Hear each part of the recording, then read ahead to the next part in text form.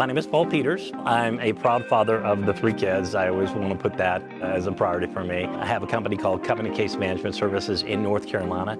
We primarily work with folks with intellectual disability, mental health, substance abuse. We are looking to expand outside of North Carolina this year. Also have a nonprofit based in North Carolina called the Nehemiah Project. We basically work with individuals that are struggling with addiction, homelessness, seniors, veterans, homeless, and at-risk kids, domestic violence victims, and those with mental health, intellectual disabilities. I want to take my message about what I have discovered helping people find their purpose, and I want to take it worldwide, because I believe if people find their purpose, they're going to find their joy, they're going to find the reason for their existence and how they connect to this world.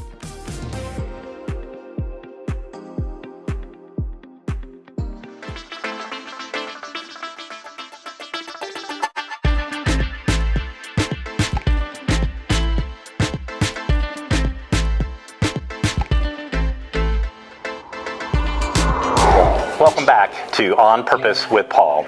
We are here on location in Paramos, Guatemala.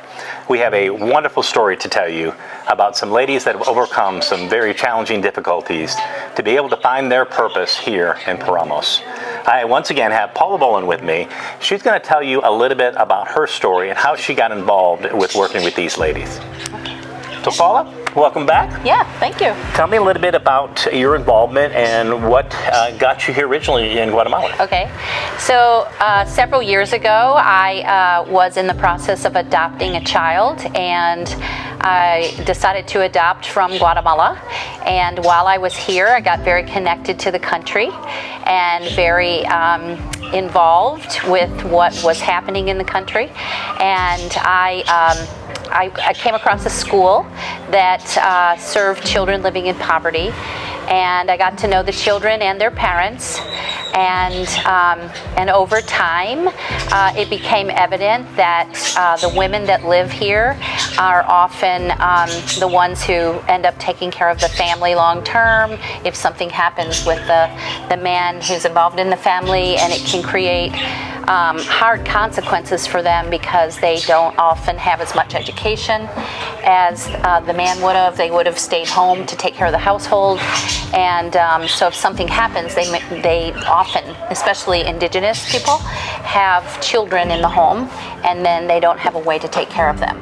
So starting a business and making a business grow and getting out of poverty through an entrepreneurial enterprise just made total sense to me, and that's how I got involved with the women. Tell me a little bit about the conditions down here and what a typical everyday life and some of the challenges some of the folks that live here go through each day. Okay, so people, about 70% of people who live in Guatemala live in poverty. It's and live, they don't have resources every day. They may not even have water to wash their clothes. They may not have electricity in their home all day long. And so those kind of limitations, of course, cause you to, have to walk to go do your laundry, to those kind of things. Also, education in Guatemala is not free past the 3rd grade.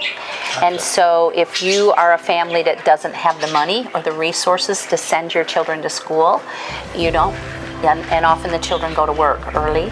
And it is very usual that women would stay home, or the girls would stay home. If there's not enough money for everybody to go to school, the boys will be sent to school. And since Guatemala is a place where how much education you have matters in terms of what job you can get, if you don't have any education, you don't have a lot of resources. Gotcha. Now, when you came down here for the adoption, and you eventually spent some time down here, you actually lived down here. Yes. And so what was your experience? Because I think you said you were involved in a school working with that. And so tell us a little bit about that, and then how you got involved in the group, the ladies group we're going to be interviewing later, which is Ho Hunan. Tell me about that transition. Okay, so I started because of my interest in what was happening here.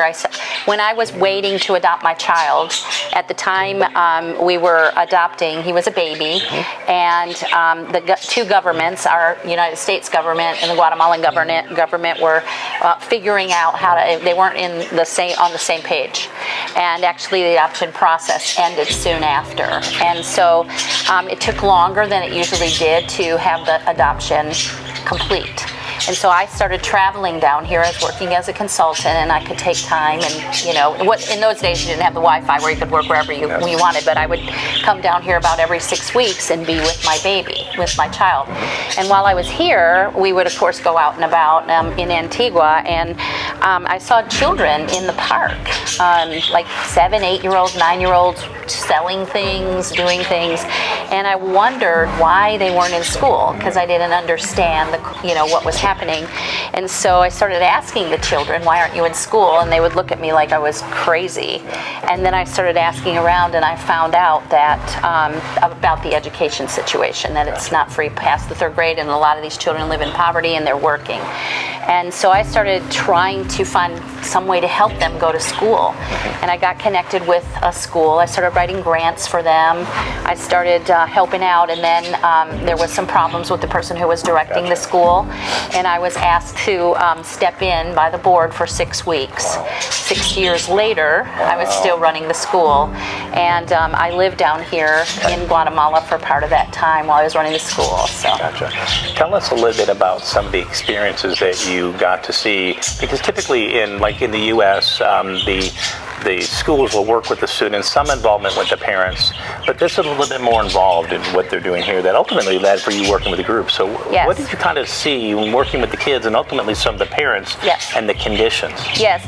Well, it's very necessary when the kids are coming to the school. The schools particularly that I worked with was set up as a free school for children that live in poverty, that have low resources.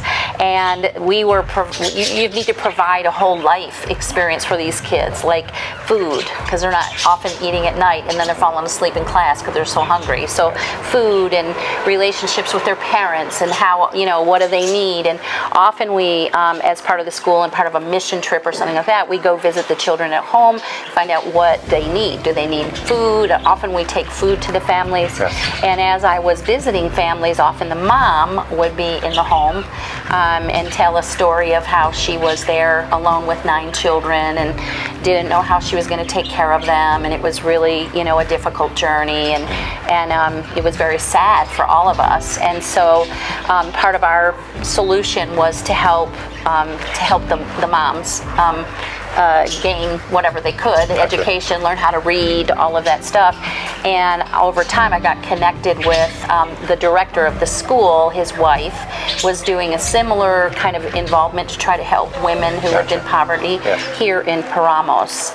And I think you're going to talk to her in a minute, TT.